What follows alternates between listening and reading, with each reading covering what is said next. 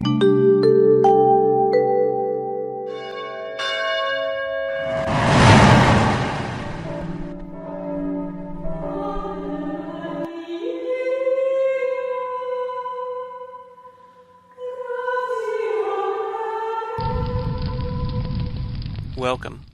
I'm Sebastian Mahfood, and you're listening to WCAT Radio, the on-air wing of En Route Books and Media, bringing you the dulcet sounds of Catholic wisdom.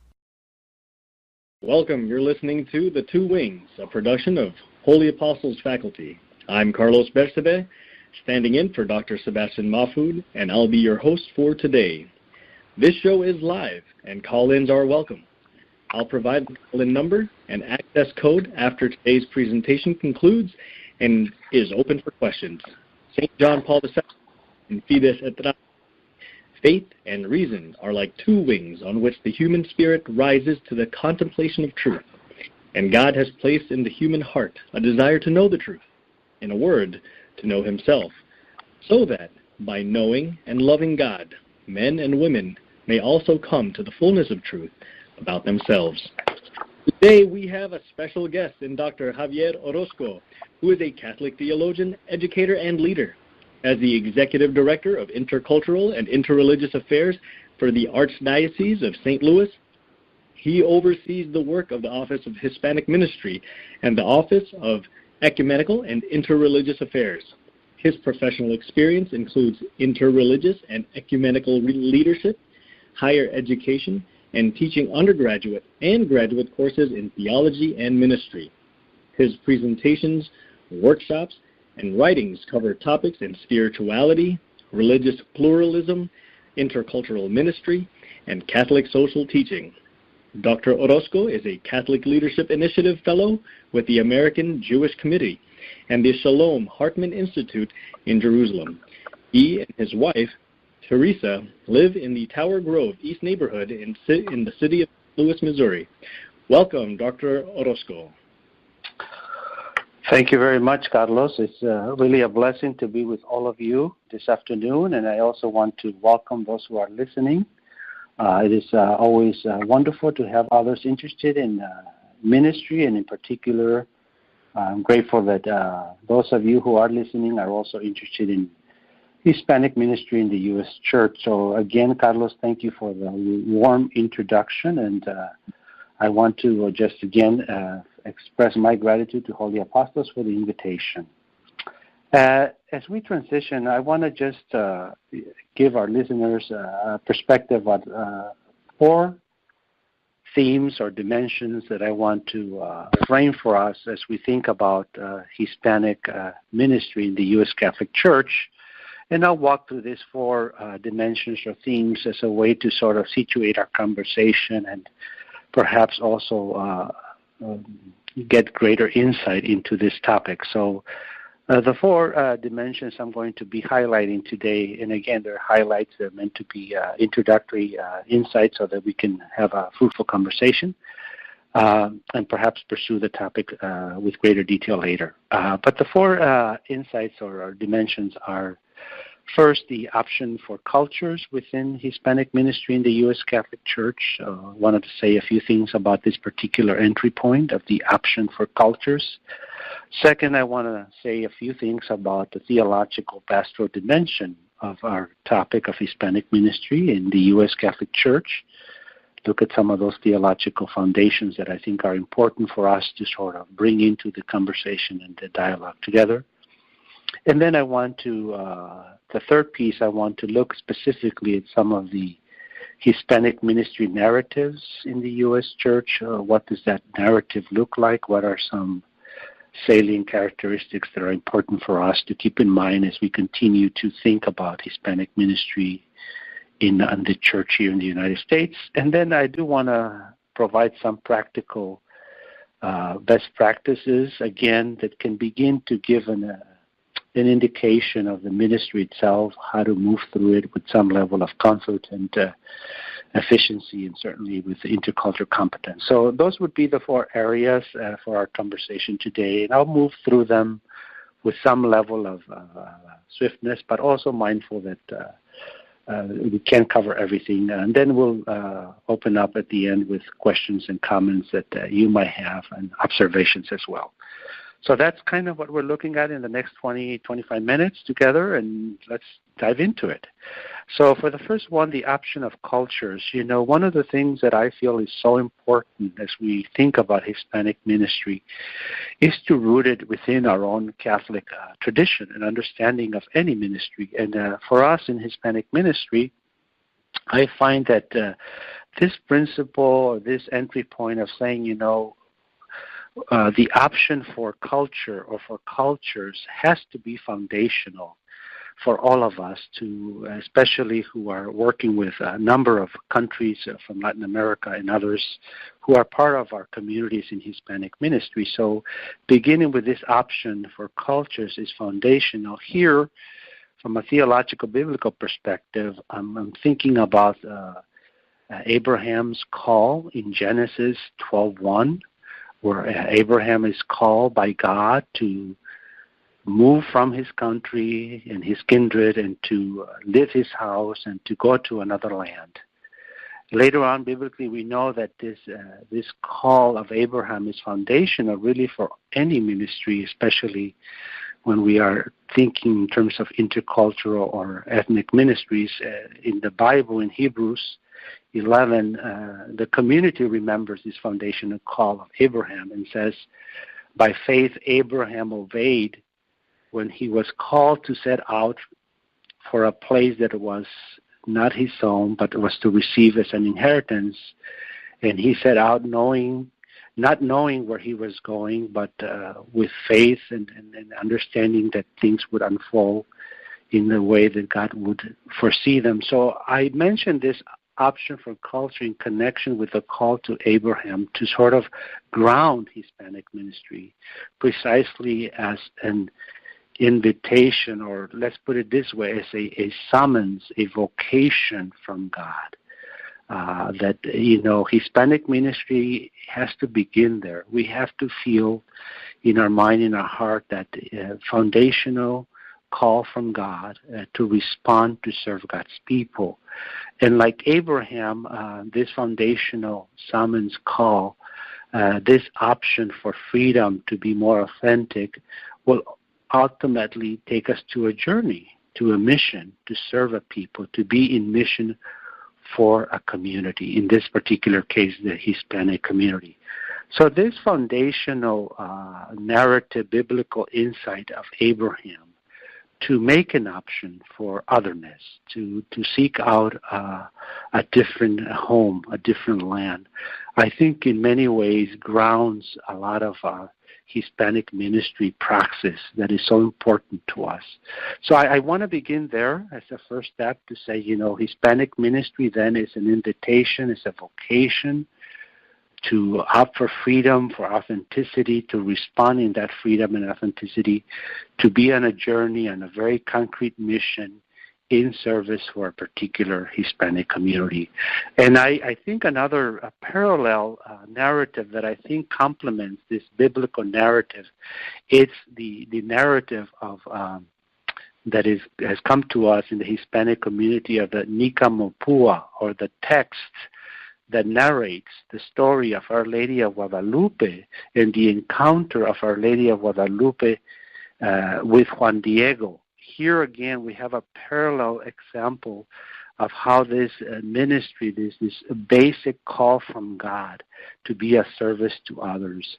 We know that, obviously, in the story, Juan Diego responds to that invitation of Our Lady of Guadalupe to also go to a different culture, to go to a different structure of leadership within his own context, in that case, the bishop of the time, to bring this message of life and healing and this message of service. So these two narratives for us in Hispanic ministry, I think, are foundational and help us understand how important it is to situate Hispanic ministry in what I would call a spirituality of kenosis, of that biblical understanding of that we have to empty ourselves in ministry, that ministry is an invitation for us to make room for others, to allow others to enlarge our lives, as Pope Francis would have us say, that when we encounter one another, when we all make room for one another, and we empty ourselves and we embrace one another in service, we are bigger for it. So I just want to begin there to give some grounding to say this is how Hispanic ministry can be wonderful spirituality for us as well as ministers, as people who accompany our culture or our community. Within this option for cultures, I want to just highlight 4 aspects that I think it's important that we keep in mind as we go deeper into this option for culture. This would be dimensions of pastoral accompaniment, acompañamiento, as we would say, pastoral accompaniment, as we walk with others.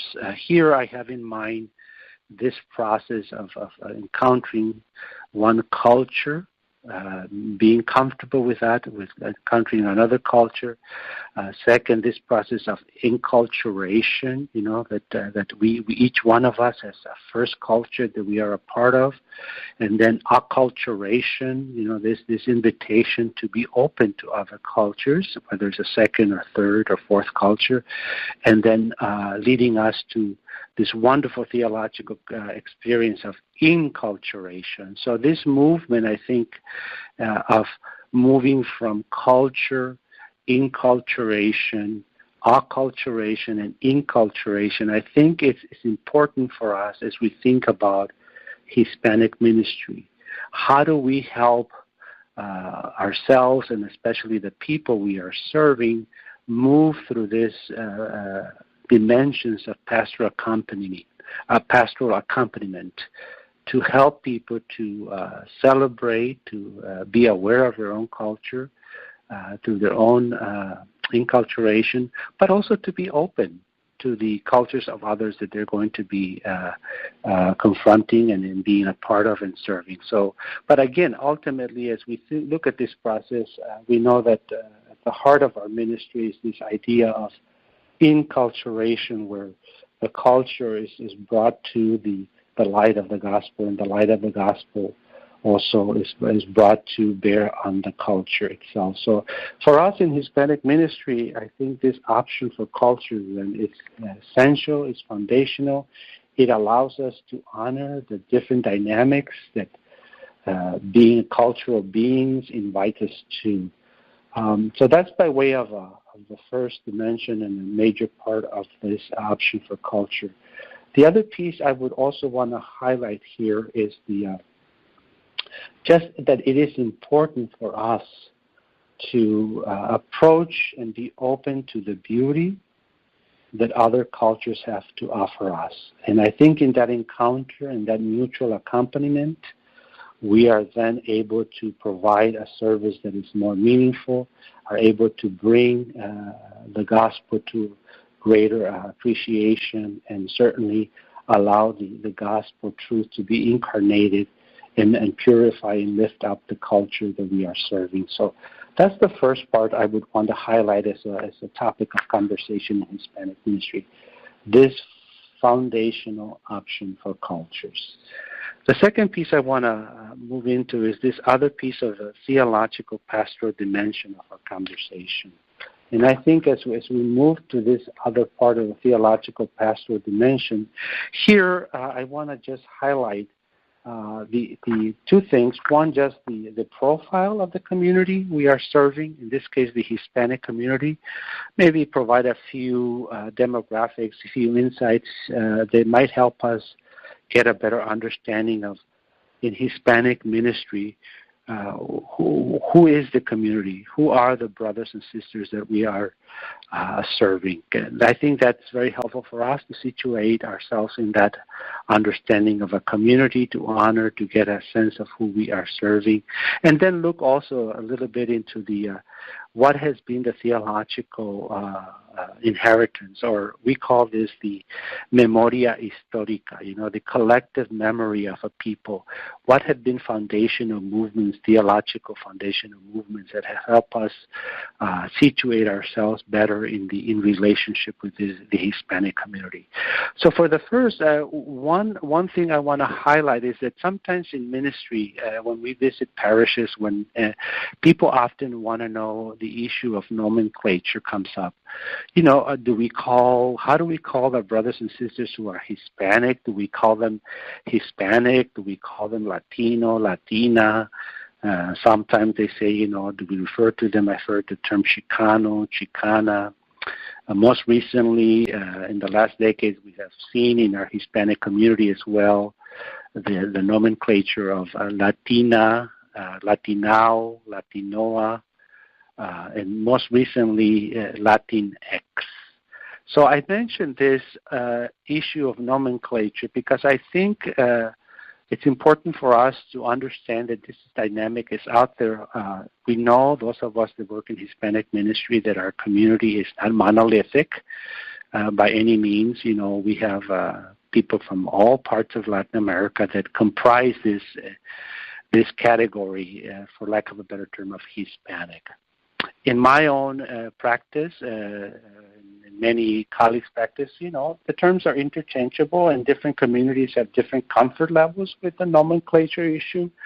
I personally use Hispanic probably 70% of the time. Sometimes I use the term Latino, or sometimes I do get emails or other queries that use the term Latinx, which is a recent development in the conversation. But again, just to be aware of the plurality and the richness in terms of even of how we understand ourselves. And I think within the Hispanic community itself, many times we just simply, as an intra piece of conversation, we refer to ourselves perhaps as, in my case, I'm from Mexico and migrated here, so I would say I'm Mexican American. Others might prefer to say a Cuban American or Guatemalan American, depending on the country of origin. So again, the point here being that the issue of nomenclature, the idea of how do we call one another, it's important, and there are different options, and different communities have different comfort levels. But I think in many cases, not in all, not to be reductionistic here, but they are interchangeable, and depending on the comfort, people will use them accordingly. So that's by way of providing some insights into the issue of nomenclature. The other point I want to just raise here in this second category is the issue of the demographics. We may hear these days that the Hispanic presence in the church is a growing presence, and that is definitely true. There have been recent studies, like the CARA study and others, that have highlighted how the Hispanic presence continues to enrich the U.S. church and continues to be a growing presence in many parts of the country, especially the southwest part of our country. So it's important to be able to have a sense of some of the demographics as we reach out to our brothers and sisters who are Hispanic. And just to give some examples, here, when we think of the Catholic Church in the United States, one of the most common statistics that we might hear is that, we're a growing presence, a Hispanic presence, about 45%, give and take, already is Hispanic. So that's important to know that over, 45% of our brothers and sisters in the Catholic faith are of Hispanic origin and share that cultural heritage, and that's very important for us to just be aware and to know that the opportunities of service are there for us to engage. Another statistic that you might hear is that it's also a young church. Many of our Hispanics are younger in terms of the general population. We hear that 55% of U.S. Catholics under the age of 30, for example, are Hispanic. So what I take that to mean is that we have an opportunity to reach out to our younger generation, especially the millennials, to be attentive to their needs, to be attentive to their voice, to be attentive to the gifts that they bring to the church. So again, statistics are important, not to that they make any particular argument per se, but that I think they do spell out for us in ministry the opportunities that are before us, to hear that Hispanics account for 71% of the growth of the Catholic population in the United States. It's a good thing. It's important for us to acknowledge that and to see the opportunity in ministry to reach out to this consistent presence and growing presence and young presence of Hispanics in our church. So that's by way, again, the numbers or the statistics are helpful. They in a way guide us to indicate to us the opportunities that are before us. And that's a great blessing to have such a rich presence in the church of Hispanic brothers and sisters who bring their gifts and who they are to the table. So that's by way. The other part I wanted just to highlight here, as I mentioned, part of our Hispanic ministry is being mindful of the memoria histórica, or the historical memory. That is to say, to recognize that we are heirs to the good work and ministry and theological tradition of others that have gone before us, and continue to enrich our experience in the church. Here, I briefly just want to note that as a Hispanic church in the Hispanic ministry, our memoria histórica, we are mindful that we have a heritage in the spirituality, the theology, the ministry that comes out of Vatican II specifically.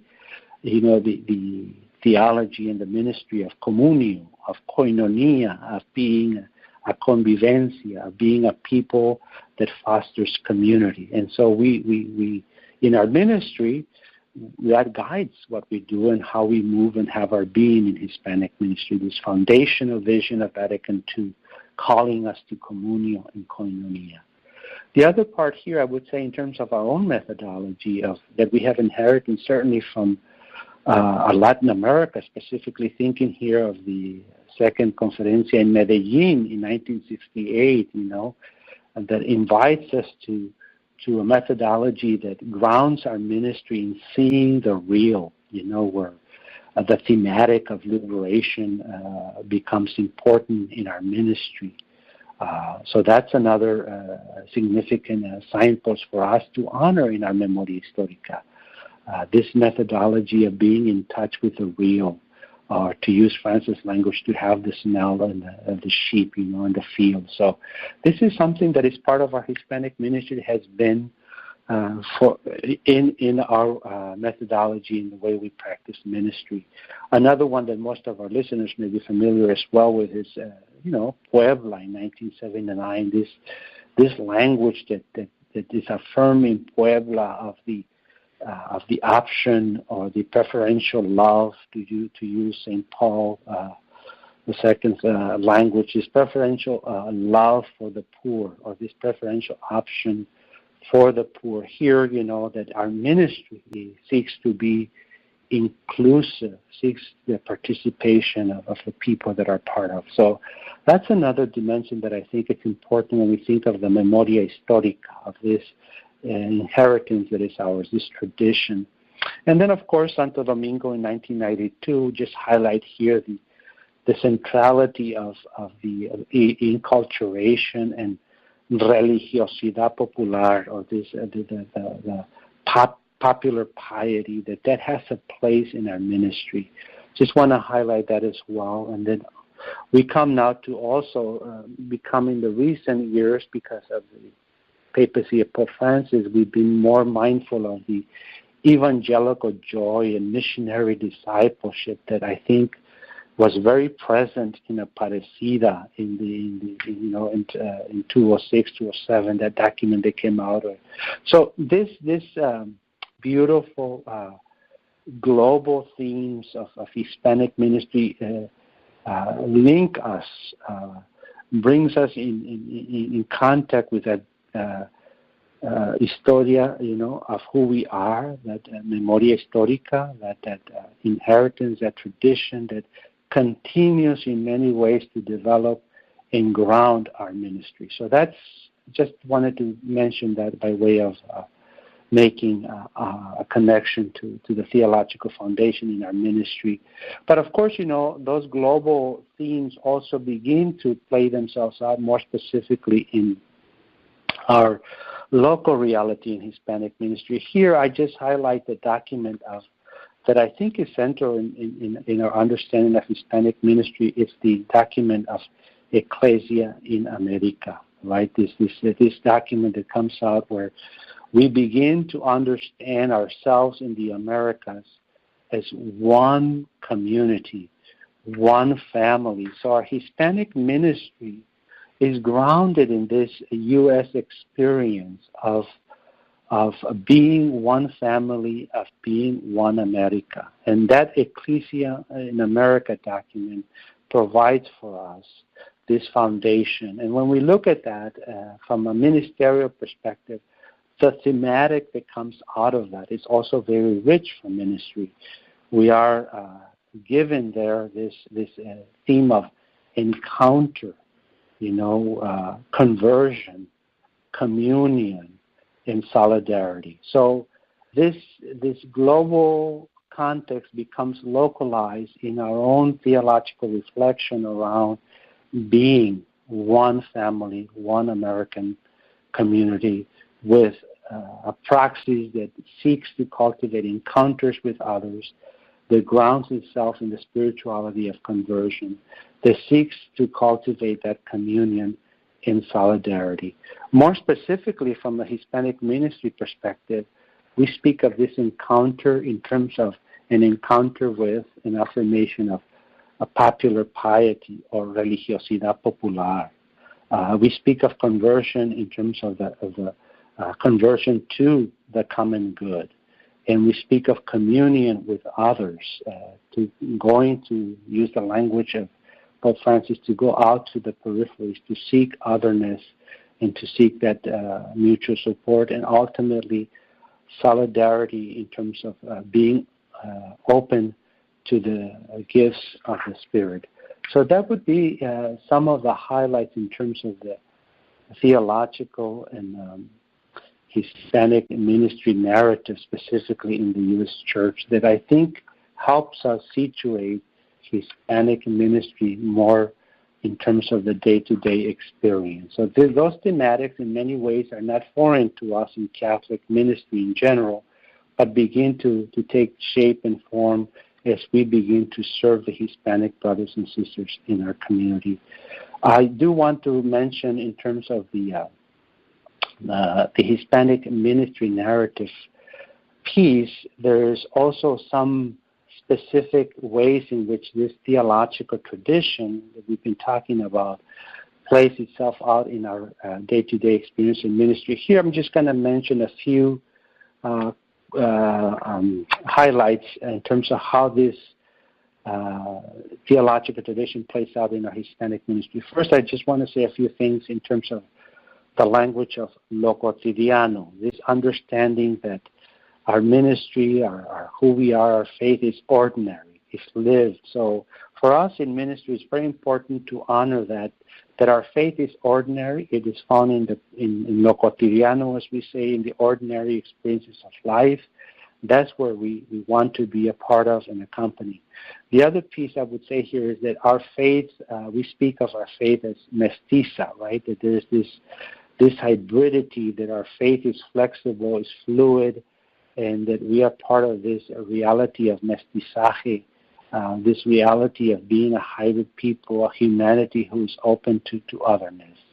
I already mentioned the other piece, but religiosidad popular becomes important when we affirm the presence of the sacred in people's experiences, in ordinary experiences, as part of their daily engagement with life and their faith. And then siesta. Siesta is a category that allows us to in the Hispanic ministry to celebrate life, but also to point to to a higher reality, ultimately the kingdom of God, right? No matter how challenging life gets, in ministry we have to acknowledge that there is an eschatological vision. There's something greater here. And I think fiesta, many times in our ministry experiences, becomes a way in which we celebrate that, whether it's literally a fiesta or whether it is this joyful experience of faith.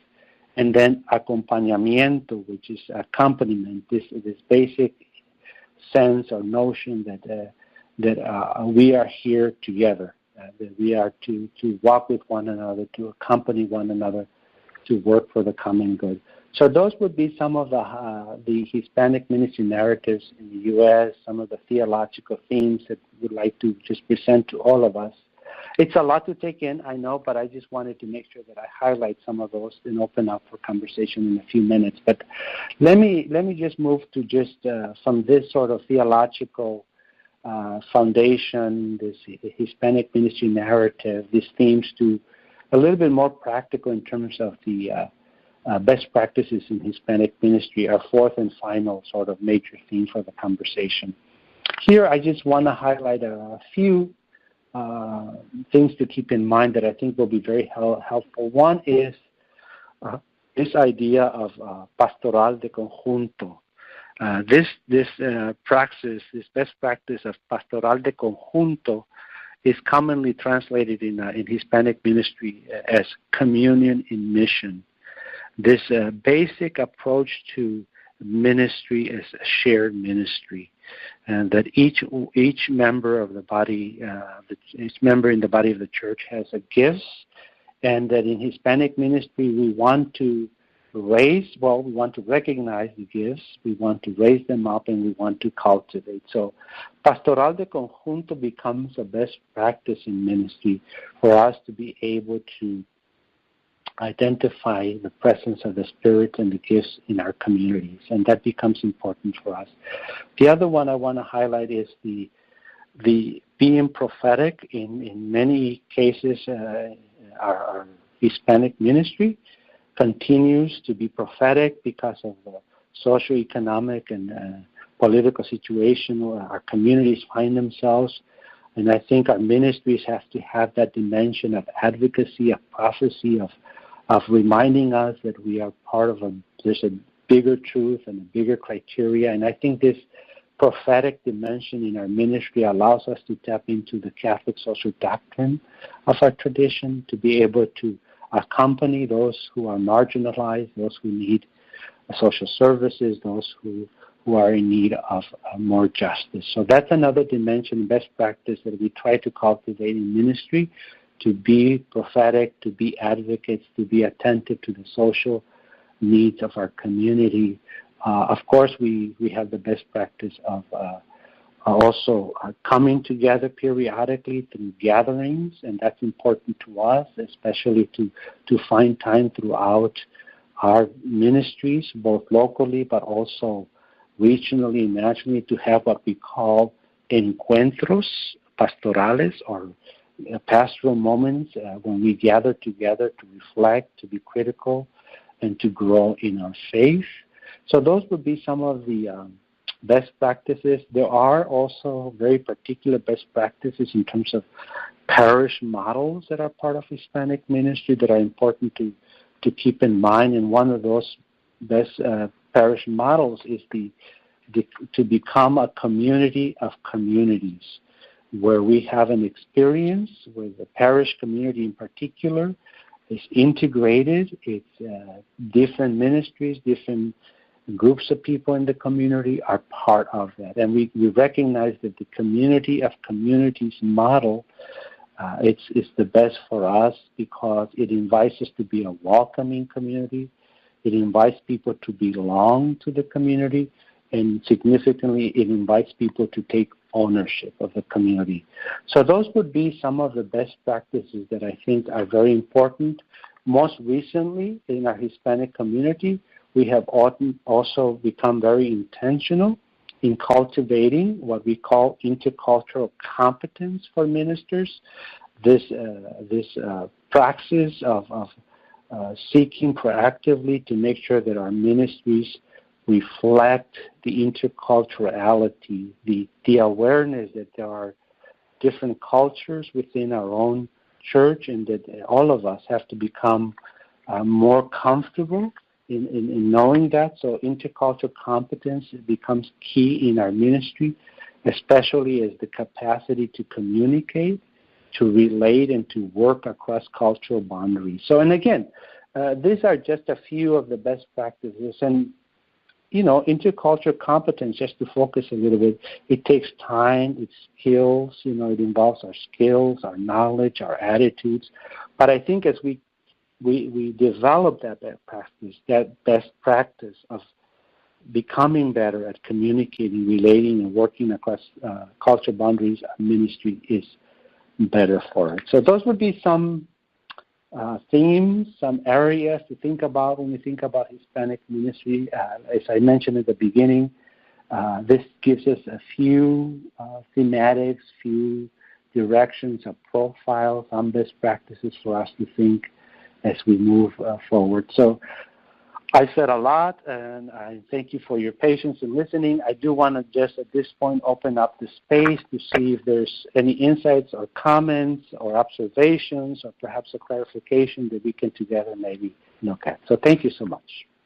Well, thank you, Dr. Orozco. And as previously mentioned, call-ins are welcome during live shows, which this one is. So please call us at 516-0493-4441 using access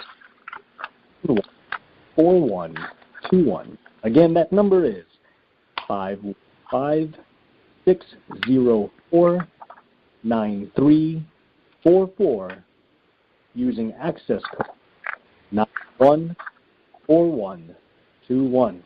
With that, until we get our first caller, Dr. Orozco, thank you so much for that wonderful presentation that actually spoke very closely to my heart as well. For the listeners who don't know, I am also not a natural born of the United States. I came here from the Philippines, and in a previous conversation, Dr. Orozco pointed out that we have a shared culture between us because of the Spanish colonial heritage that both the Philippines and Mexico have in common. Sir, during your presentation, I couldn't help but think of two passages from 1 Corinthians. One was chapter 9 and the other one was chapter 12. Oh, we have our first caller. Perfect. During your presentation, Michael Horn? I couldn't help but think of two. Welcome, Michael. Good to hear your voice. Chapter 12. Oh, we have our first caller. Perfect. Can you hear us? Yes.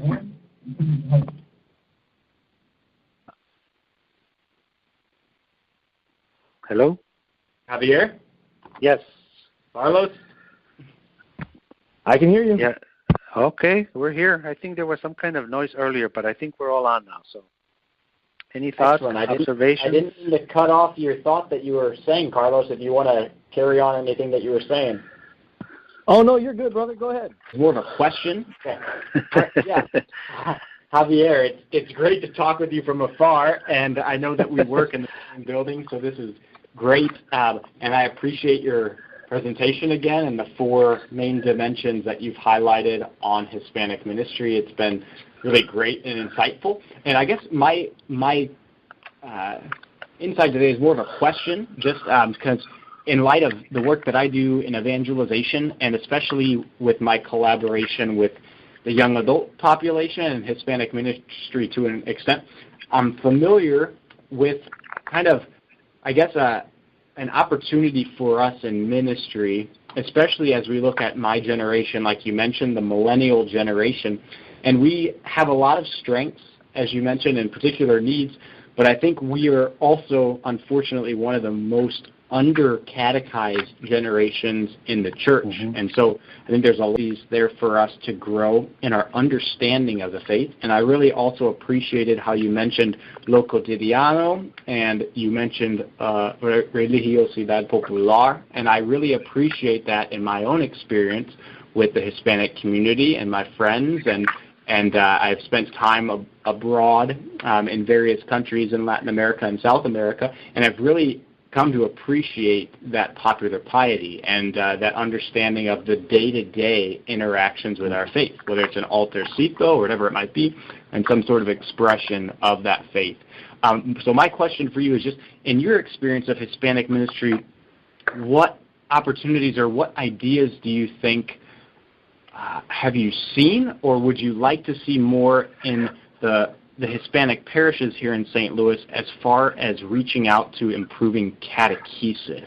And so I'm just curious how we can, especially in my work, reach the younger generation most importantly, but just all of our Catholics in general for catechesis and just kind of teaching people more of the Catholic faith.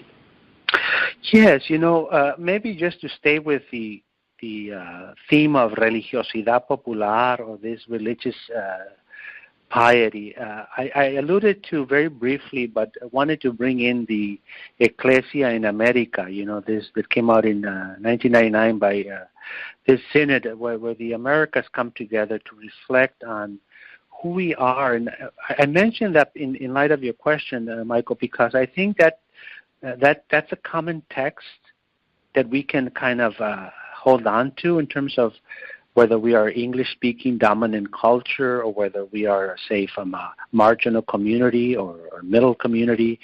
But the fact that the language of that document invites us to think of ourselves as a family, and the document itself raises up for us to recognize our historical heritage that I was talking about too, because there it mentions how the dominant Euro-American culture has had in their experience this religious piety also.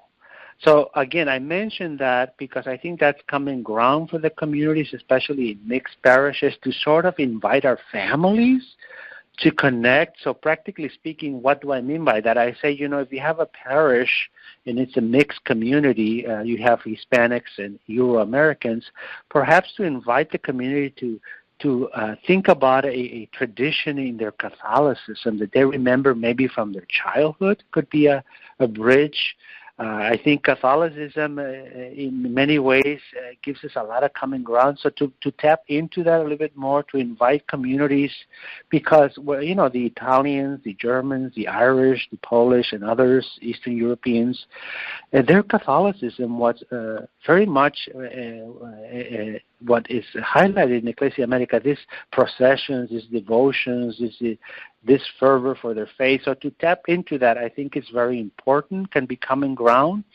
The other piece with that, I would say that especially not just for the younger millennial generations, but also for any of us as Catholics, is as the document points, is this call to solidarity, to look at our social, economic, and social reality, to bring that to the conversations in our community, and to allow our communities to wrestle with what is the invitation of faith here. How can we be together, advocate for a more just society?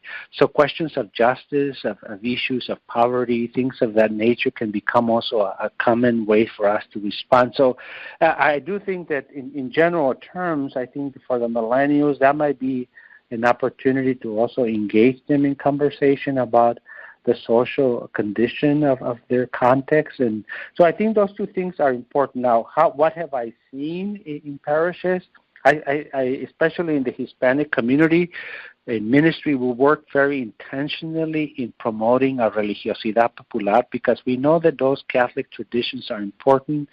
That's a way of catechizing, but also a way of acknowledging the presence of God in the community. And for our families to make that connection, or to say, this is our cultural appropriation of the faith has a place in the church. And so when we welcome that, when we cultivate that, when we call others to that, I think can be a great tool of catechesis, because as you mentioned, Michael, for example, the altarcito practice, right? The idea of having altars in our homes, in our churches of devotion, well, that that's a theological opportunity to talk about the communion of saints, to explicitly use those moments to catechize, but to also give some theological language to the experience. So those would be some things that come to mind in terms of observations and comments. Okay, excellent. Thank you. Thank you for your call, Michael. Good to hear your voice. Welcome. Yeah, likewise. So, Dr. Orozco, until we have another caller, I was going to offer up two thoughts that ran through my mind during your presentation, and they both came from the letter of St. Paul to the Corinthians, namely 1 Corinthians. One's chapter 9 and the other one is chapter 12, where he talks about becoming all things for all, so that some may be saved, and then the other one where the body of Christ is one, but many parts. I think that your presentation spoke very deeply to me because, as you noted in our conversation prior to... Hello? I think that was Michael leaving off here. Prior to our prior conversation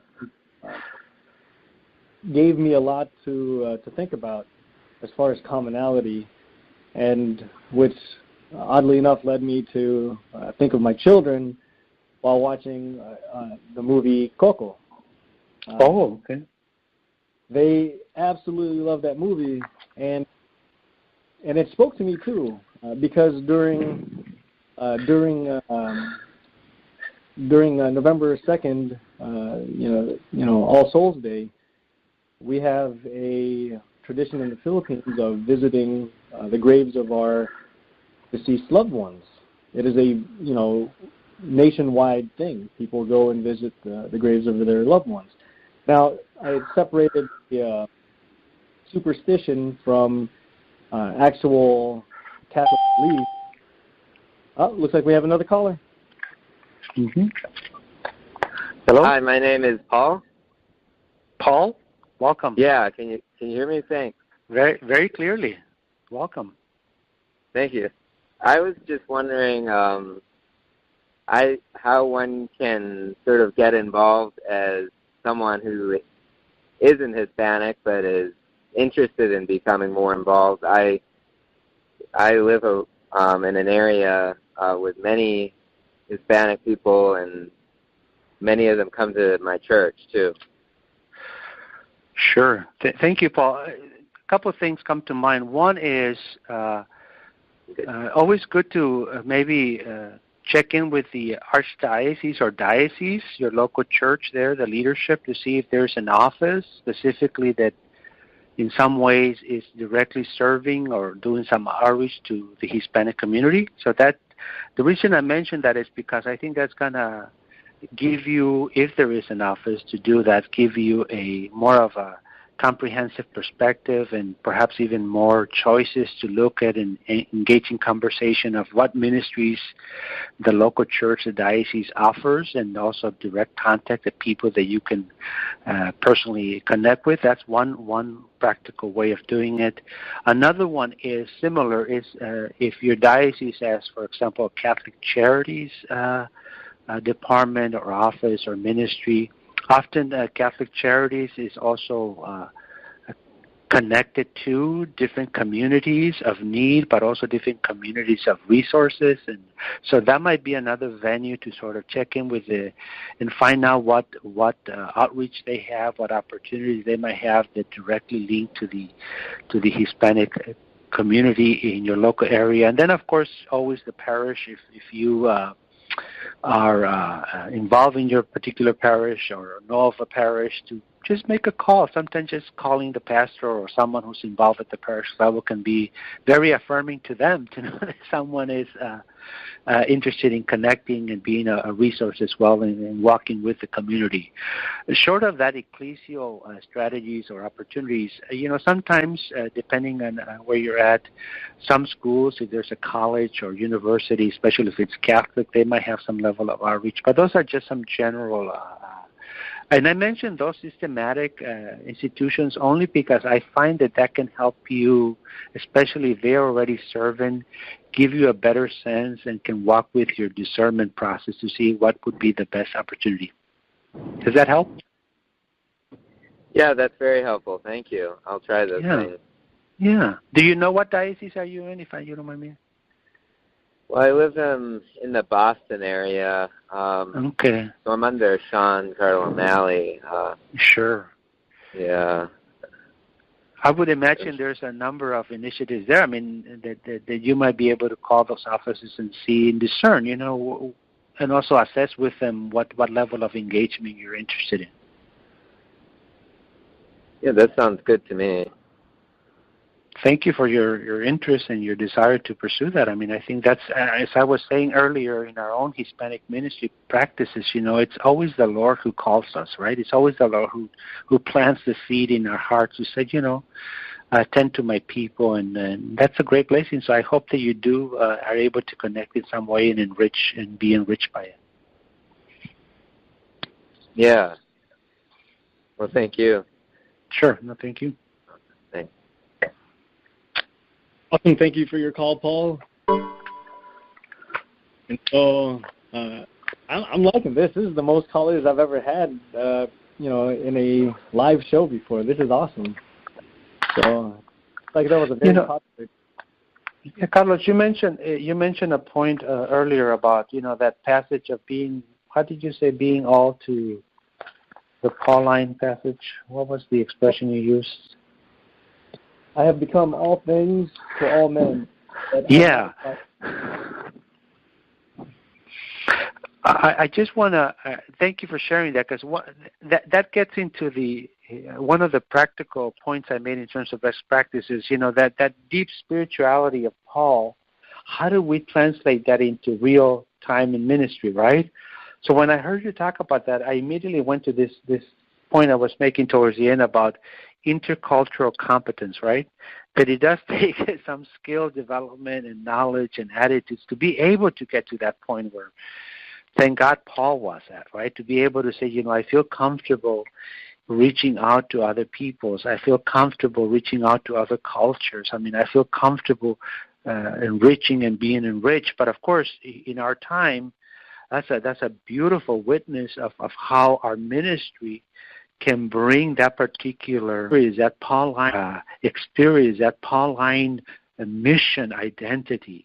And how do we take that mission identity and that Pauline drive in real ministry? So for us, to be realistic with ourselves and to say, it begins with the awareness of becoming more interculturally competent, to realize that perhaps the Spirit of God is inviting me to learn a new language or try a new food or be open to a new experience. And what a wonderful witness of faith to be part of that. So, and I think Hispanic ministry seeks to cultivate that best practice of saying, all of us in Hispanic ministry, all of us as Hispanic Latinos, we have to embody and incarnate that wonderful Pauline piece that you cited for us to be, work hard at becoming all things to all people, all things to all men. So I thank you for raising that for us.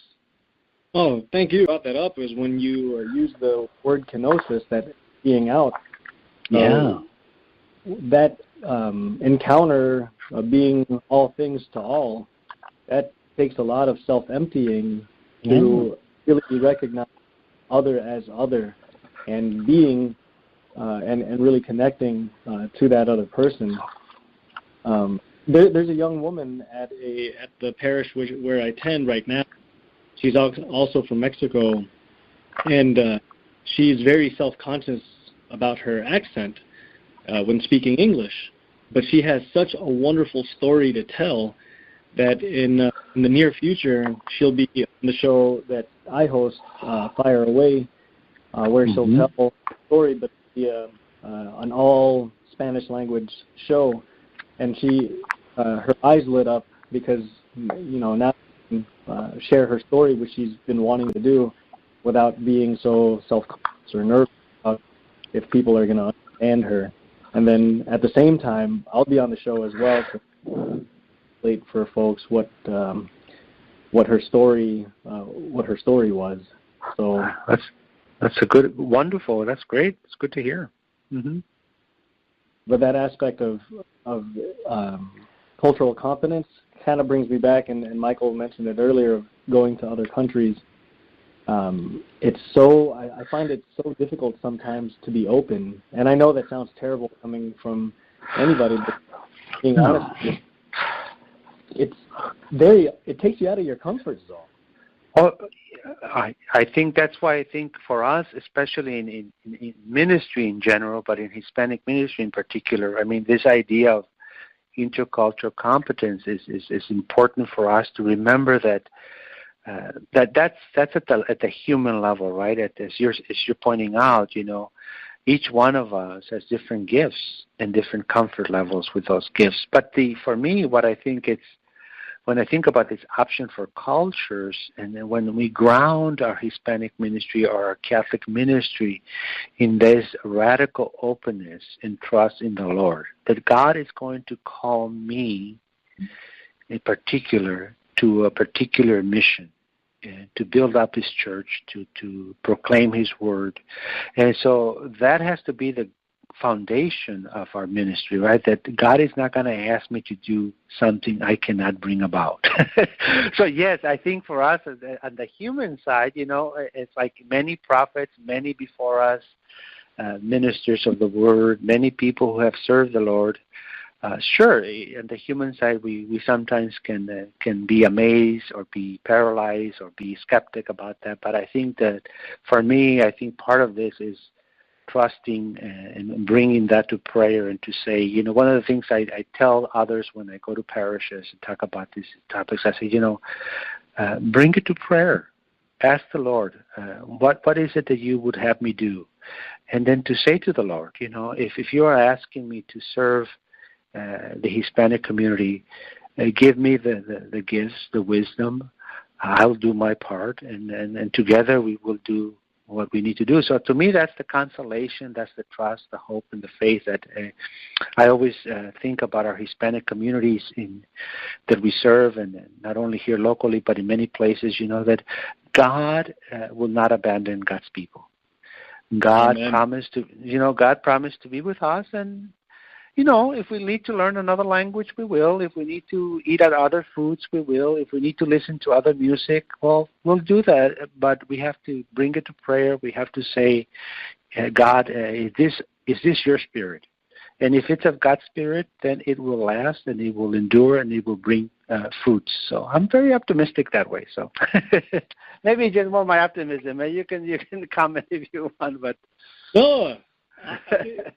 And actually, that optimism, one last point, unless there's another caller, you mentioned fiesta. That's something that's also there as a culture with, because we inherited that from the Spanish. I thought that was a point, because the Mass is also fiesta. It's the celebration of the Eucharist, right? Exactly, yeah. And so this go ahead. How to celebrate. Yeah, and to me, I always ground that from a theological perspective. For me, this connection to fiesta, for me, is rooted deeply in the theological virtue of hope. That we are a hope-filled people, that we are grounded in that hope that God's kingdom is already here and not yet. That promise to us will come to fruition. So that's definitely, in terms of our own Hispanic ministry and Hispanic culture, that sense of fiesta. These days we call it, the joy of the gospel, right? That joyful disposition to be open and trust radically that God is with us, and good things will come. So yeah, that's great. Fiesta is a great way to sort of perhaps end this conversation. It's up to you, Carlos. Yeah, so it's 4:58, and this show lasts until 5. So I think we should probably wrap it up, unless we have another caller, in which case we'll try and accommodate. But otherwise, time wound down for this week's episode of The Two Wings. Dr. Javier Orozco present wonderful insights into Hispanic ministry particular and intercultural ministry in general. So thank you for joining us on The Two Wings. Thank you for all who are listening.